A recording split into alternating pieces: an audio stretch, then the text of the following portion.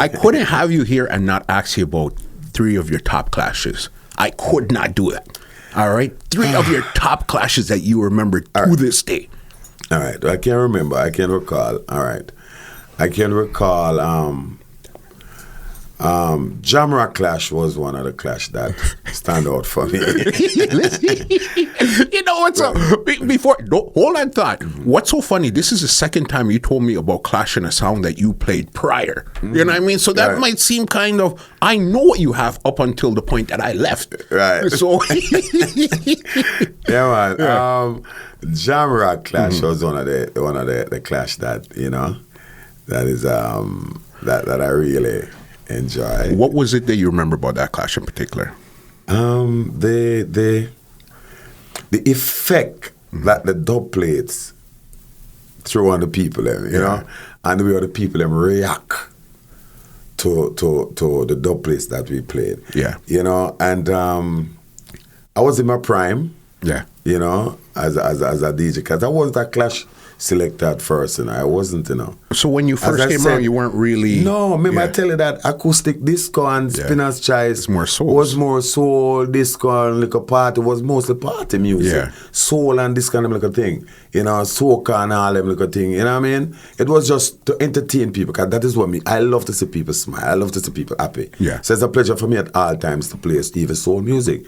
So, you know, I have a few clashes while playing Spinner's Choice. Yes. You know what I mean? A couple of clashes, but it wasn't something where we really into that much. Got you know? But I had to work, so I have to work with it. Yeah. But Silver Ark was really that war something there, that gorilla thing there. You understand? So I have to stand up to it and defend it. Yeah. You know what I mean? So that Jamrock Clash was one of the clash that I really feel good about. And the next one was a Bass Odyssey, and I will always talk about this Bass Odyssey clash. Okay. You know, when Bass Odyssey really give a nice beating.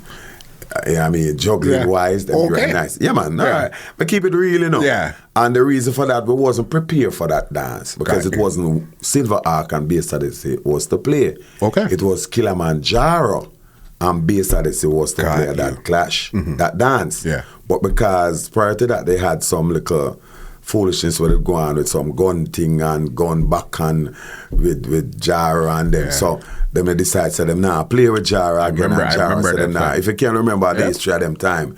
So the promoter really wanted another sound with Bass Odyssey. Yeah. So Steely was in England for quite some time, so we wasn't doing no farmer work where music is concerned. But we had enough songs still. Yeah. And management said, boy, yeah, man, our money are big enough. So we now pass our money, you know. We say Richard Poe, I said, John won't start, you know, anything. Yeah. And the crew say, all right, yeah, we could go do it, because we don't really are going at it as nothing serious. Yeah. Because it's not like we were underestimating Bass Odyssey, but we said, boy, you know, we got to dance, because we have a plan. And normally we would have planned for a dance. Yeah.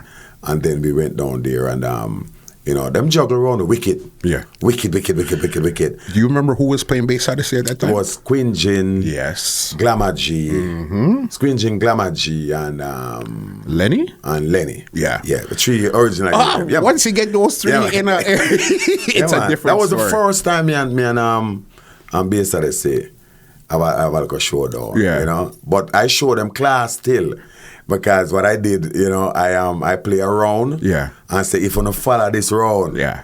me go know the winnings. Yeah. And them couldn't follow the round. But me not gonna lie, them beat you up bad with juggling. We never have none of the top 20 songs that were playing at the time. Yeah. I can remember Starker Sensimina. Yes. By Michael Rose.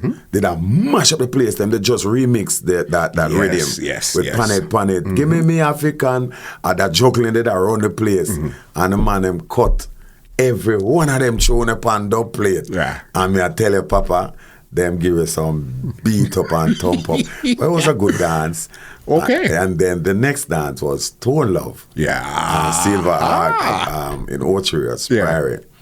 You know, it was a good dance as well. And we thought we win the dance because we have the dance all night. Yeah. And you know, till even the cassette man at the time was Jack Sower. Yeah, I think it was Jack Sower. I'm not sure. I'm not quite sure. But the cassette man from Rolling Stone Love, plug out and come over with. Okay. Yeah, man, I'm plugging a Silver Axe sound, man, and because we are go hard. And then Jerry did curse a bad word the Sunday morning. Yeah.